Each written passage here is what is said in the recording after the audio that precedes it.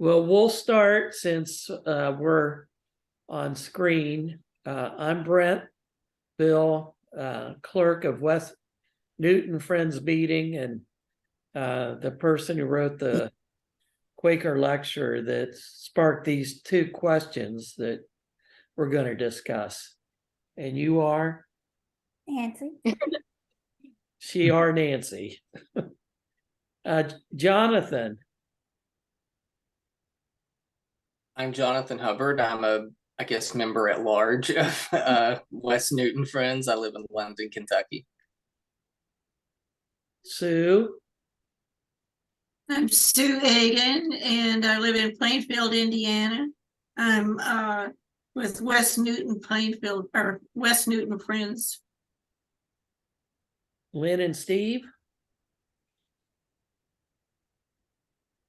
I'm Lynn Mills, and we live in Canby, which is between West Newton and Mooresville.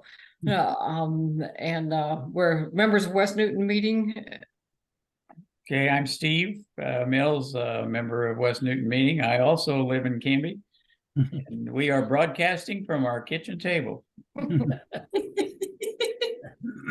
Catherine. I'm Catherine Murray. I'm the pastor at Noblesville Friends, and my roots are still at West Newton, longtime attendance at West Newton years ago. David Mills. I've been a member of West Newton Friends, I guess, since 1943, born into the second oldest of this group, except for the lady with the long hair who plays the piano over there. But we've been California and many other places, now out of Stuart, Florida, and with the Chinese virus, when we started Zooming, allowed us to get back into West Newton meetings on a regular basis. John. John Hesselman with Mooresville Friends, clerk of the meeting, and also clerk of executive committee with the yearly meeting. And faithful attenders of West Newton as well. Norma. Yes, I'm a birthright member of West Newton Meeting, and I live a little south of Canby, and I provide music for both West Newton and Valley Mills Friends. Mac. My name is Mac Lemon. I live in New Orleans. My grandparents are some of the founders of the meeting here. It's an unprogrammed FGC meeting. I'm a graduate of Earlham College and the Earlham School of Religion, and I'm a chaplain at a hospital here in New Orleans. Sylvia. Sylvia Mills Graves Bean.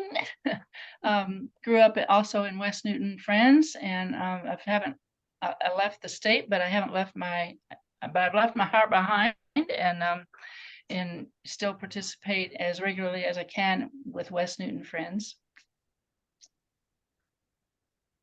Diane. I'm Diane Pasta. I live in the Seattle area, just south of the airport, and I'm participating. I'm in transition between meetings from Salmon Bay meeting to University Friends meeting. Sarah Beth. I'm Sarah Beth Marcinko, and I've been a member of Bloomingdale Friends in West Central Indiana my whole life, and that is also part of Western Yearly Meeting. Ruthie. Hello, friends. I am Ruthie Tippin. I was born and raised into Northwest Yearly Meeting of Friends, became a member of Iowa Yearly Meeting, was recorded there, and taught and had a pastorate in Western Yearly Meeting. So I have a lot of experience and a lot of lovely memories of being in the Midwest with you all. I know West Newton in both of your locations, and I'm excited for you now. John and I are now living in Kalama, Washington, south of Seattle, north of Portland. And when I saw this, I thought, oh, I want to jump in on this. So it's wonderful to see Catherine Murray and a bunch of other very familiar, very lovely faces, as well as some new ones too. So I'll be with you for the next hour. It's nice to see you all. You. Well, welcome everyone. As I said, the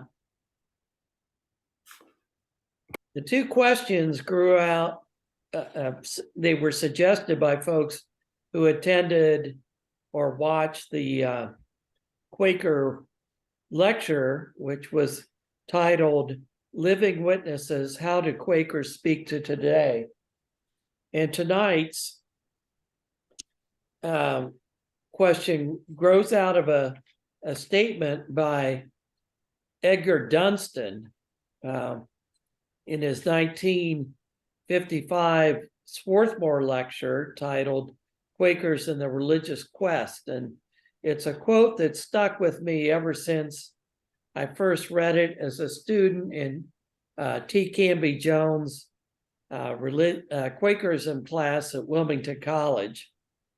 And I'm going to read that, and then we'll go into a little silence, and then we'll open this for discussion to get your ideas, to hear your answer to the question, have we good news for them?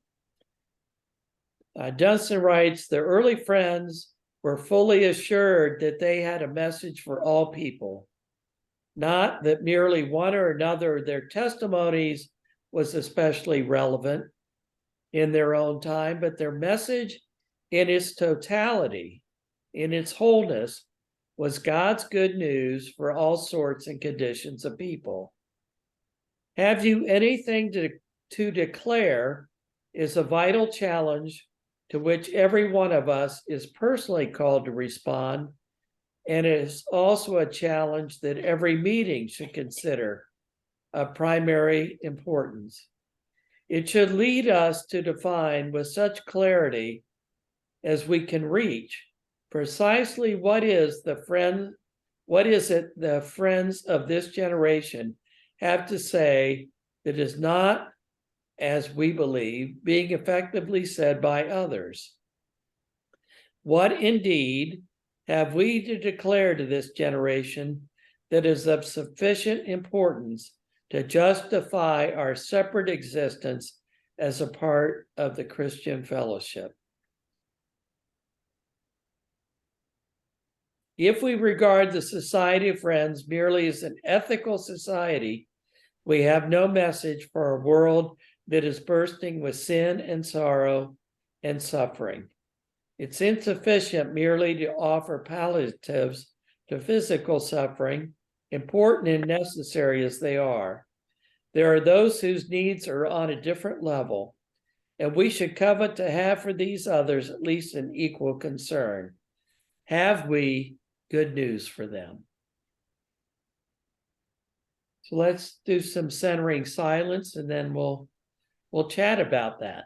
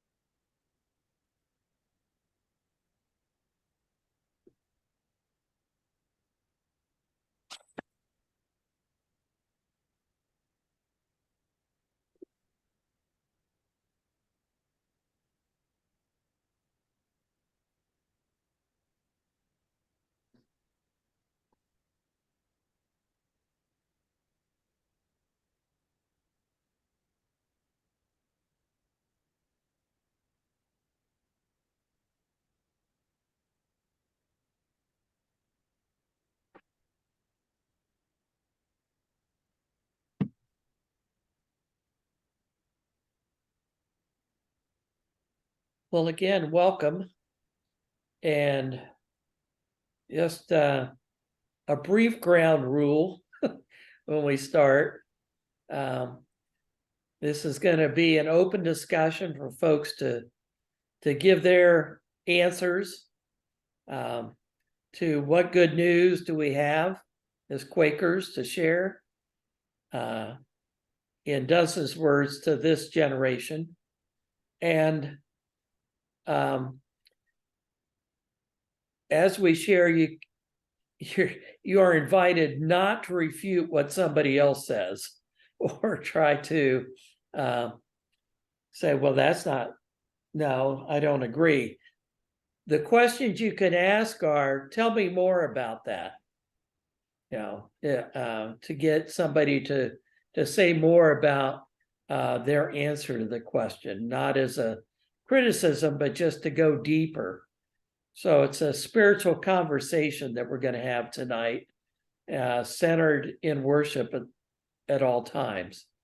So if nobody speaks, this will be a very short meeting, but I hope it's a lively exchange of ideas. And I'm not going to call on people. Just unmute yourself when you feel led to share something. And I'm anxious to hear what everybody's thoughts on this are.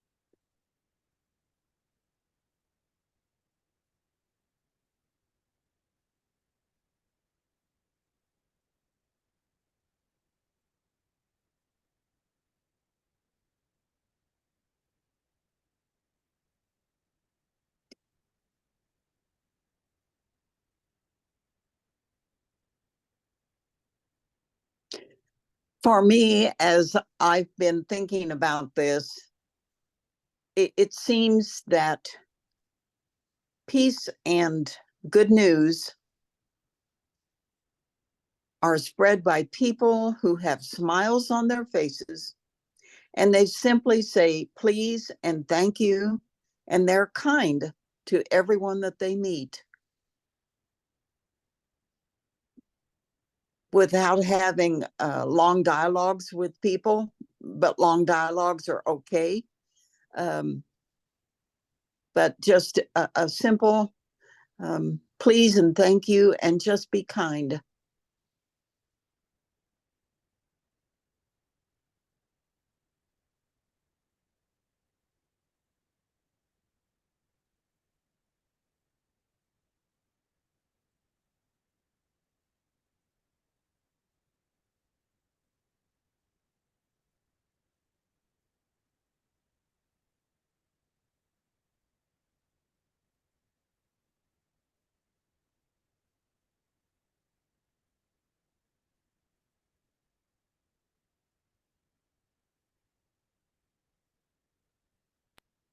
I think part of the just being kind and all of that to people is offering them the opportunity to experience God's love, to do it in a positive way, not the have you been saved, or if you don't believe the way I do, you're going to go to hell and all that kind of stuff. I've experienced that, and it was not uplifting by any stretch of the imagination. And yet I think that something that a lot of the world needs to know and to experience is the immense love that the creator of the universe has for creation, which includes us.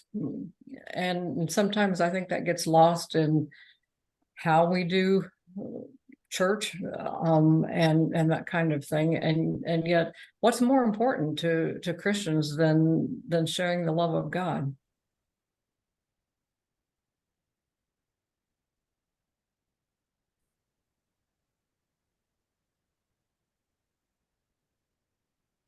The two words that keep coming up for me are freedom and respect in terms of what we live and have to offer and what our communities, what arises in our community. And the respect goes along with what Lynn said. I think Friends have what I call a high anthropology. You know, we look for that of God in one another, and that how it, oh, and now my phone's ringing. I'm sorry.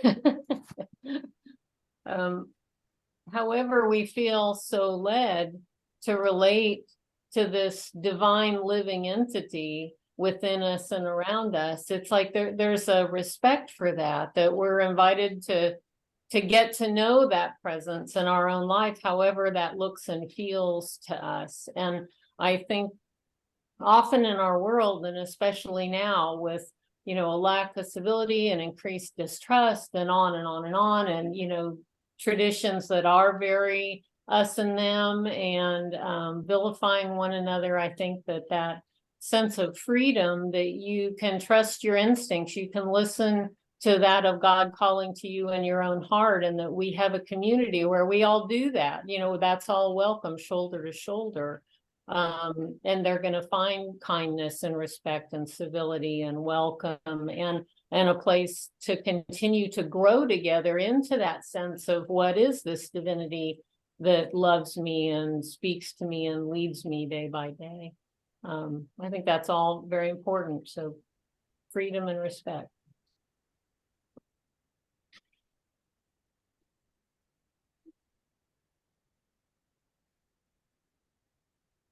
This is one of the things that I think is so significant now, has always been, but I think it rises to greater significance right now for Quakers.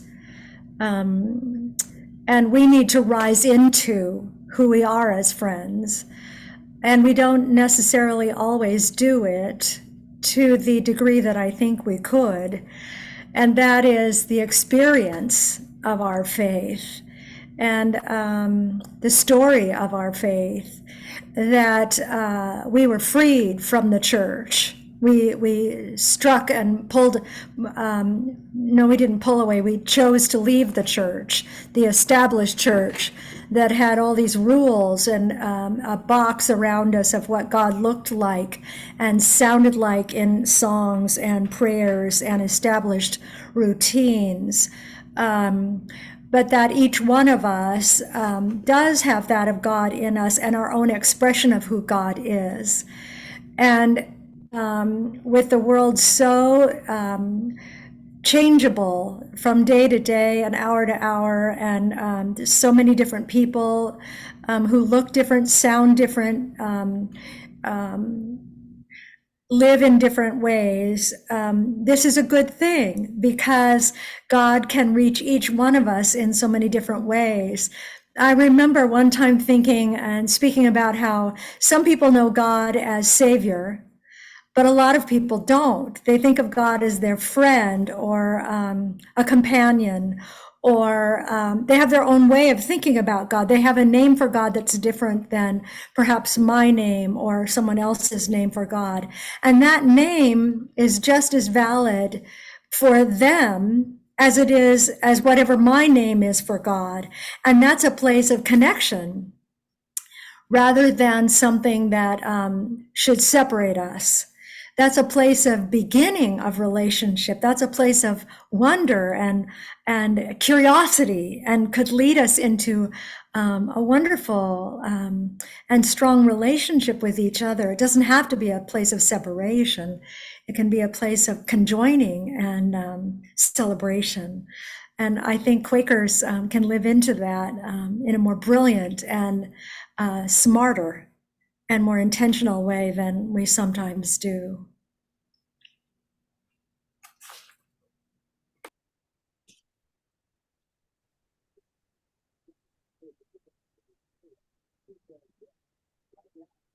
I think the most important message is that there is a place in beloved community for everyone, that we reach out with radical inclusion.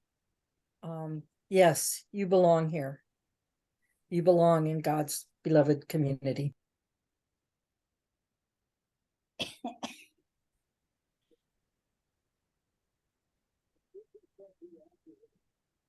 A phrase that came to me recently is that we're living in the apocalypse, which is great for Quakers because we're an apocalyptic sect. And when early friends were meeting, they believed that God's kingdom was at hand, that it was in each person, that Jesus was present with them. And we still believe that today. And that just listening to friends, thinking of the word like invitation. People have often been confronted with Christianity, with condemnation, condemning them for their behavior. And hearing people talk about radical inclusion is uplifting to me, because I think we need, as friends, to continually be listening for God's guidance, thinking of the leading or the that of God and all people, and that we're all continually invited into God's eternal kingdom. I think that I say kingdom rather than kingdom, to say that we're all family, we're all related in God's eyes. And Quakers, I think, believe radically in the perfectibility of people and of our world, and that we can work together to make ourselves better, make our communities better, make the world better. Jesus believed in interpersonal relationships and treating each other with kindness, and also with shaking the foundations of empire and transforming the world. And those are all things that Quakers continue to believe in today and that we have to offer.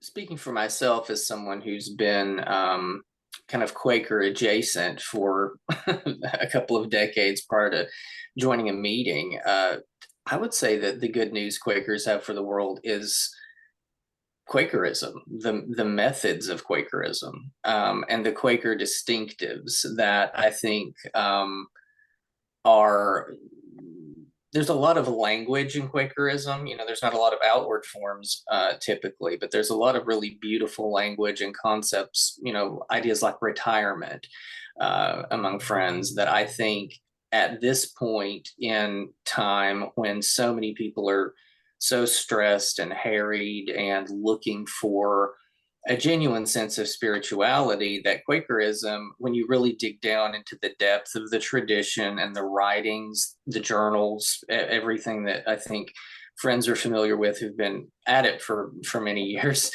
certainly longer than myself, that's something that would really speak to the world in ways that I think I've sometimes gotten the vibe over the years, maybe that's not fully appreciated among friends, that there really is something extraordinarily unique about the language of Quakerism and the practices of Quakerism that set it apart from other sects of Christianity. And that's not, I don't say that to be divisive as much as to say we have a saturated religious marketplace in this country, and Quakerism can speak in that space in a way that no other form of Christianity can. And I think that the more Quakers lean into the particulars of Quakerism, the more that we would be speaking from not only a place of authenticity, but we would very much be offering something that is not being offered by other groups. And that radical inclusivity, plus giving people true methodologies, you might say, to commune with the divine, to connect inwardly, and to turning their focus from an external institution or set of concepts to an inward teacher and an inward guide, I think is not something that's talked about elsewhere.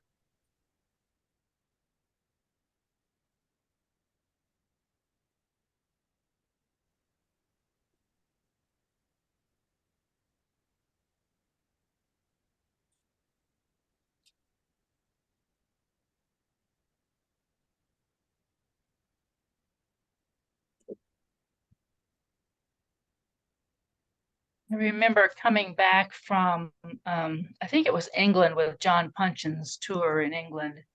And there were all these Quakers that were with us. And we came through the airport customs, there's a sign that you get in line if you have something to declare. And none of the Quakers got in the line that said, we have something to declare. And I said, this is pitiful.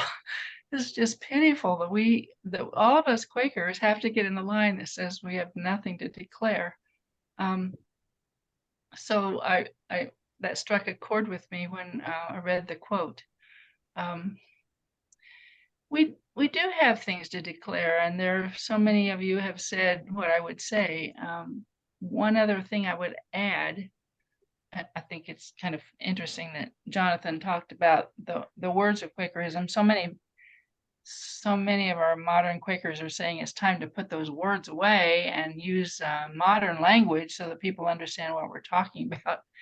But I also think they're beautiful. But one of the beautiful things I think about Quakerism also is our process for discernment as a community, sitting together, seeking the will of God.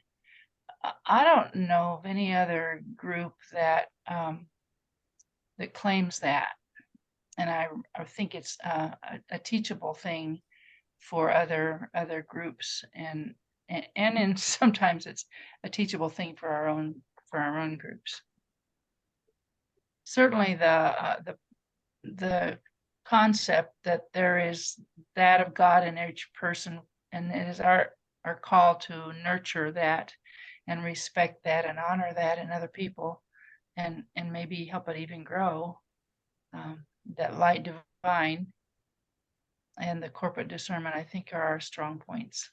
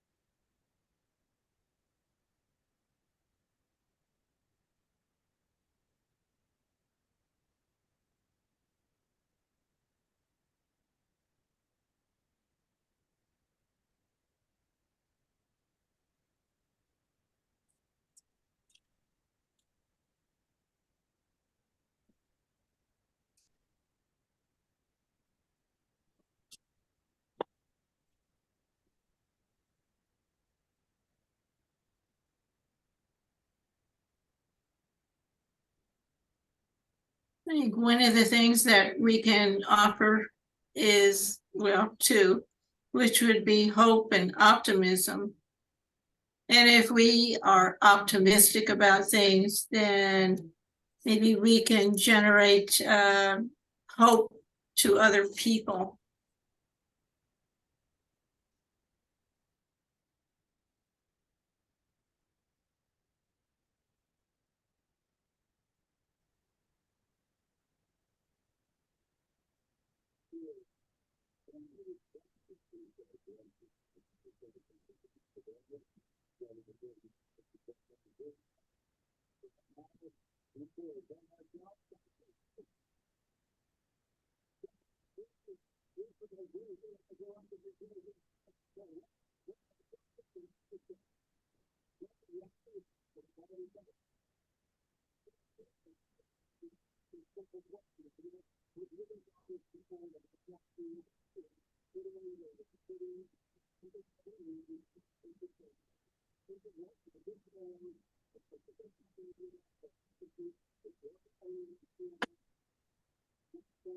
As I mentioned in the Quaker lecture, and have been talking a lot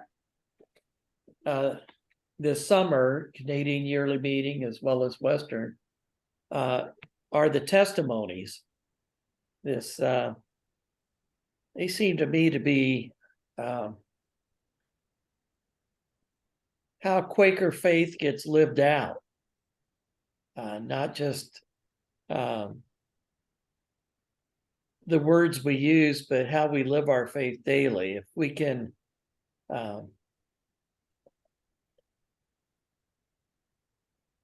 be people who really live these testimonies in their wholeness, it seems to me that there are things, for one, that people would be interested in.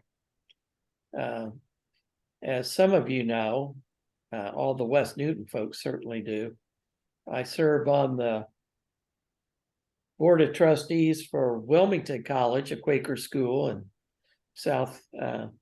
Western Ohio. And as part of my job, I have to attend commencement.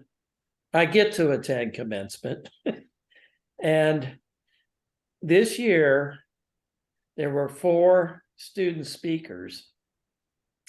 And all 4 of them talked about Wilmington College's Quaker values and named them, which are the Quaker testimonies, and what an impact they made in their lives. And only one of them was a friend.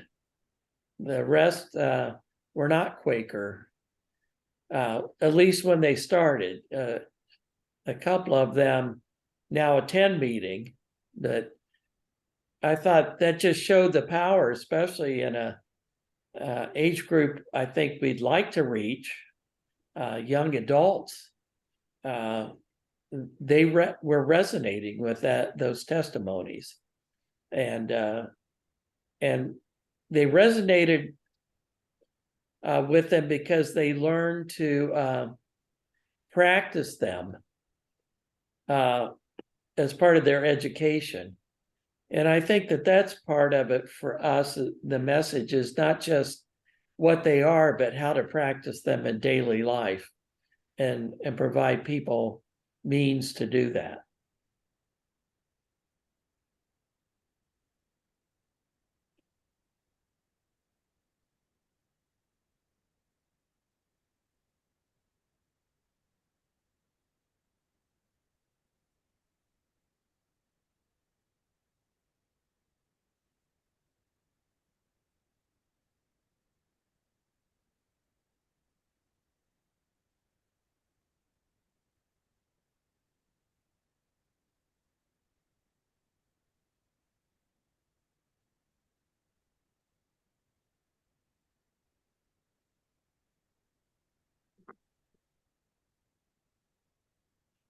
We are in the process of transitioning ownership, management, and responsibility of our family farm to the next generation.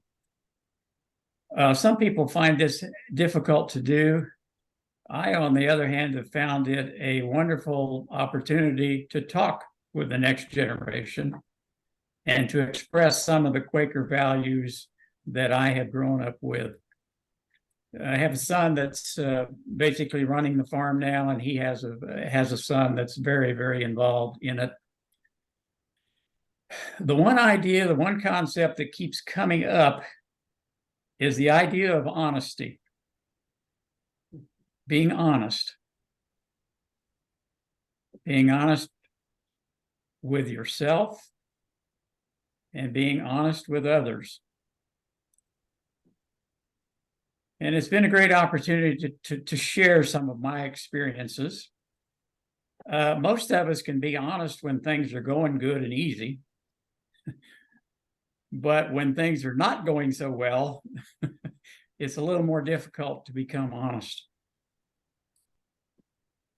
And I tried to say that the most valuable possession you have is not your tractors, not your planters, not your cows, but it's your reputation.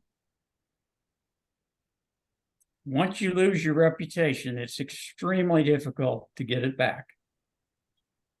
And so it's much better to try to maintain that reputation through your honesty. Sometimes it hurts, to be honest. My grandson, who's 19, is one of those people that likes to please people. And there have been times that he has told me something I know he wanted me to hear, but wasn't really what he wanted. And so we've had some interesting discussions with that and trying to impress upon him, you need to be honest with yourself. You need to be honest with others. So I think I'm making a little progress, hopefully. But I think the one Quaker value that jumps out at me and has recently during this process is the idea of honesty. Let your yea be yea, let your nay be nay.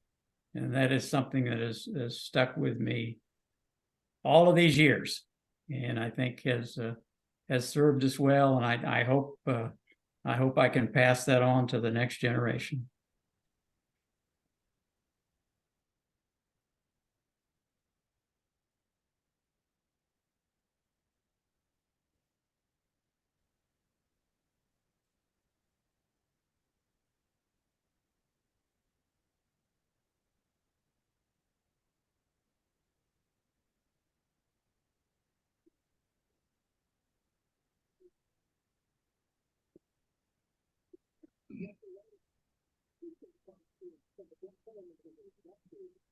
In Western Yearly Meeting, we've had the pastor from Valley Mills, and I always have trouble with her last name, Rachel Dahl O'Mahony, close, has been doing a survey of young adults from about ages 21 to 41 who are either attending Friends meetings now or grew up in Friends meetings in Western, and surveying about what draws them to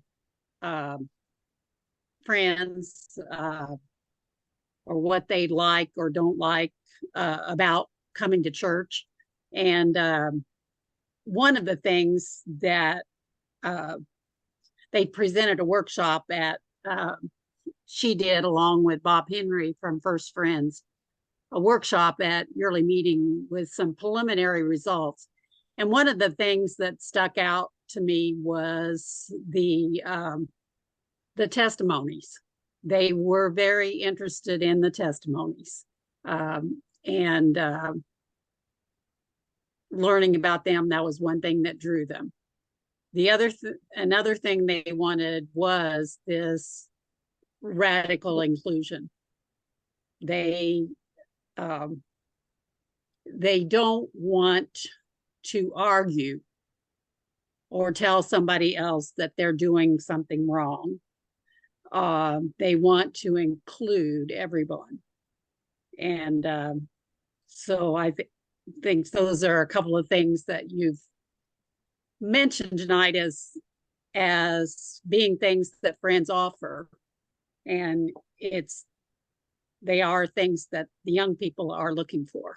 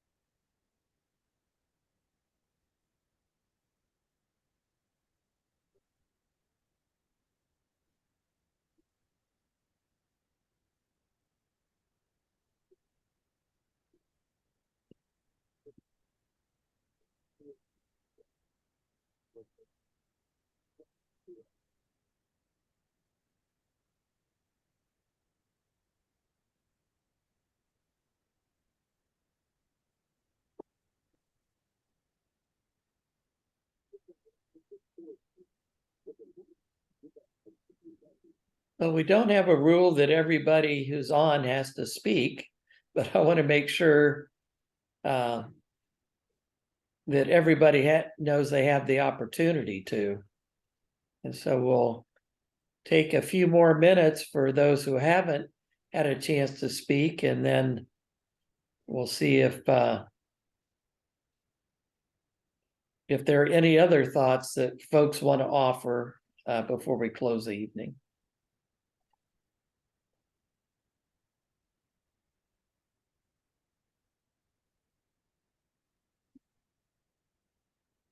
I don't know that I know how to get the word out, but it seems like we're hearing a lot of the same types of things and feelings over and over and from everybody here tonight. And it seems to me, I don't understand why, if somebody had the opportunity to come in and associate with Norma or Steve or Len or anybody who's been around a while, Sylvia, for instance, as old as trees and dirt, we all are. Why wouldn't people just want to be Quakers when they have a chance to brush up against them, as Catherine did and Jonathan did? Just kind of wandered by and felt like they belonged there. I don't know how to sell that.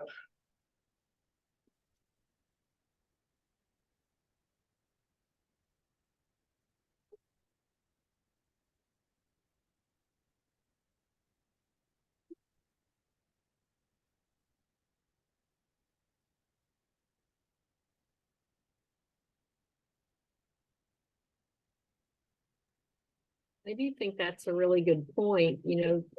Friends, we're an experiential faith. We're not an intellectual faith, and we're not a ritual faith, and we're not about following sets of rules and doing things in a right order.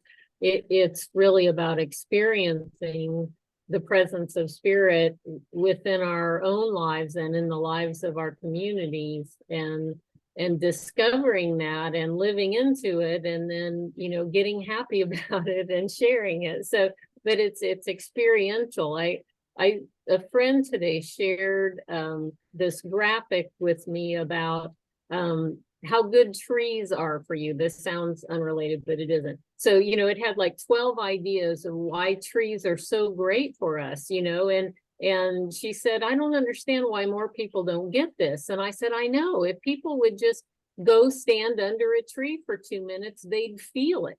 They'd just know. If they stood under a tree, they would know it's good for them to stand under a tree.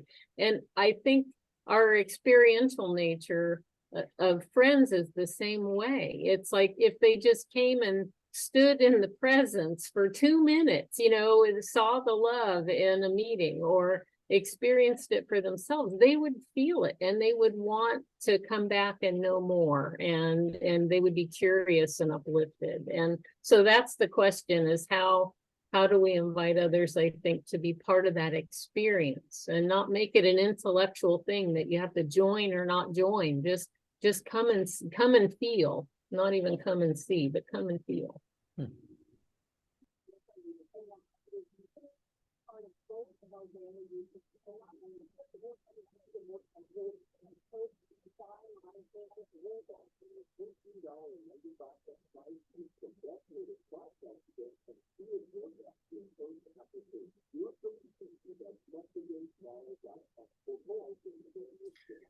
Someone mentioned looking at a group of young friends that was like roughly 18 to 41. So I have through November to still clear that that group. So I don't know how representative I am in any way of that cohort, but I think one thing maybe to put out there, I was raised in a very religious context. I think a lot of people were. And for that reason, I think it's easy to make the assumption that people have a working knowledge and language of things they may not have a working knowledge of in a very basic way, basic biblical literacy, or basic, what we would consider basic, ideas about Jesus, historical Christianity, and things that many people maybe in years past came to Quakerism to escape. Younger people may never have encountered at all. So they're not so much coming into among friends to it, kind of not have what they had before. They may not have had anything before in the way of religion or spirituality. So I think that is a very large group. I'm sure everyone here has heard of the nuns, in ES. That's how most people identify themselves on religious questions today in surveys. And so I don't think necessarily those are people that may necessarily have a sense of, definitely not of who Quakers are. So I think that you don't have to be heavy-handed or at all in any way dogmatic to still introduce maybe some traditions and elements of Quakerism that provide some structure and some rootedness to people who may not have a starting point. And I think there was actually the most recent issue of Friends Journal had contributions from young people, and one of the writers wrote that they were hungry for basically what the essence of what Quakerism is really about, so to speak. I don't know a better way to put it. I would refer you to that issue. But I think that's I would just throw that out there too, that younger people may not really have a starting point that we may assume that they do.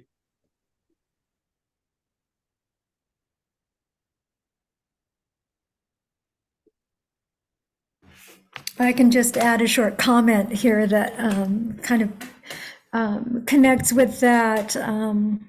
I remember when I was pastoring at Indianapolis First Friends, and I was talking to my son who's into marketing, and I said, Matt, how can I help our church to grow? How can I help all those nuns like you're talking about? Thank you. Persons who are not familiar with Quakerism to understand what's happening in our meeting in a more conscientious way. And he said, Mom, what is the most important part of your Quaker meeting for worship?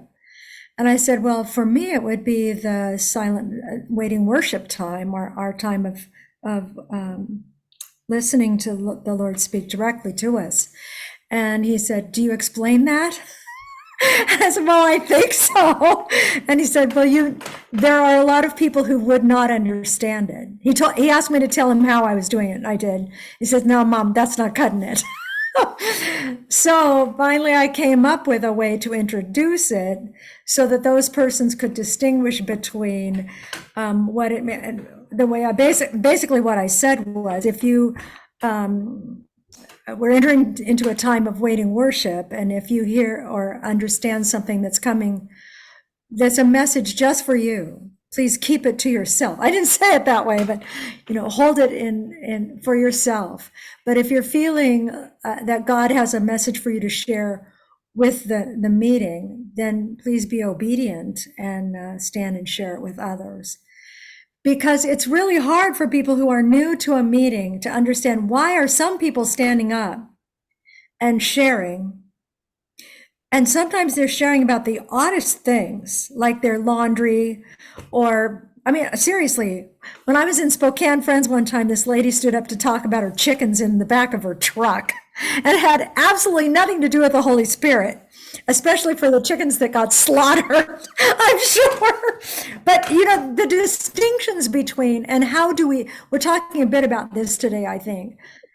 How do we teach people what it means to do the work of Quakerism? How do we teach those who have not been raised in Quakerism, who do not understand the isms of Quaker, who don't understand the language that you spoke so beautifully about?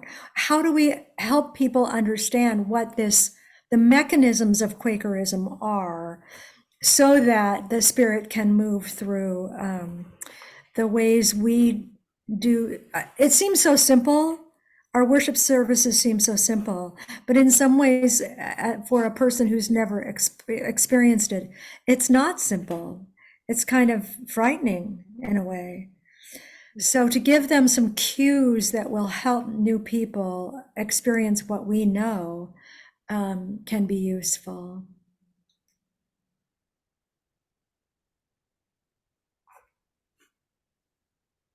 I have one more question, and that is, I hope that Brent's Quaker lecture has been put into print, because I was not able to attend from Washington State. So, very good, sir. And So it's also on YouTube. Oh, very good. You go to So- Western Yearly Meeting, search Western Yearly Meeting on YouTube. It's there. Is it possible to order one from a hard copy for those of us who like something in our hands?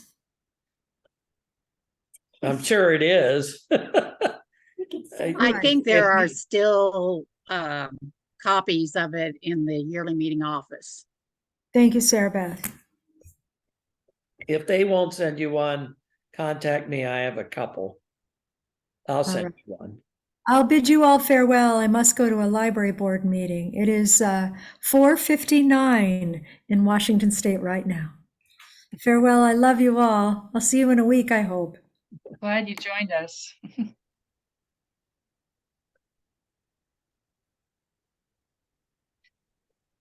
So there you go, Brent. There's your next book. It's going to be 12 Good Reasons to be a Quaker.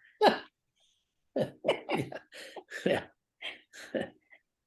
Well, the 12 good reasons will be easy enough to write down. How to flesh them out will be a little harder, I think. But yeah, that might.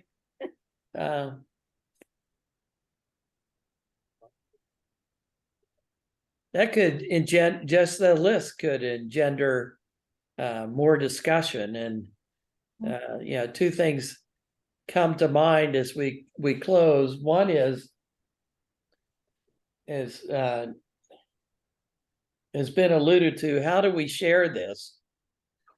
The what we see is the good news that the Quakers have to offer today. How do we share it in a way that folks can hear it?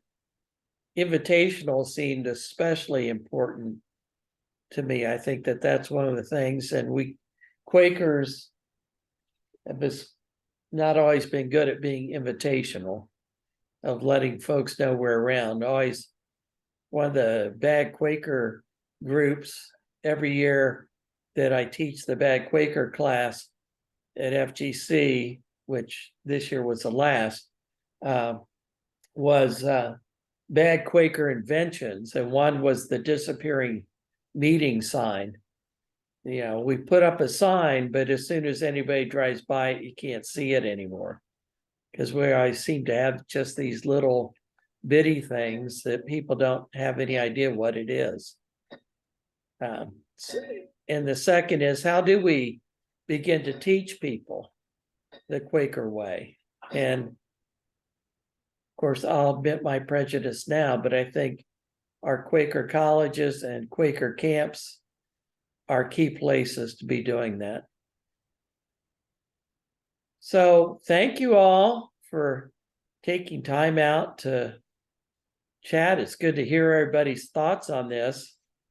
And next week's thing is on what are we for? What are Quakers for? And that's based in my belief, as I mentioned in the Quaker lecture, that we're pretty good at saying what we're against. Is there a way to say what we're for as a way of being positive in life, calling to life, people coming because they want something positive for a change with all the negativity in this world? So thanks a bunch and hope to see you next week. Thanks for putting this together, Brent. Yes, thanks for putting it My together. pleasure. Great to see everyone, and those we don't know, like to know. You bet. Bye-bye. Bye.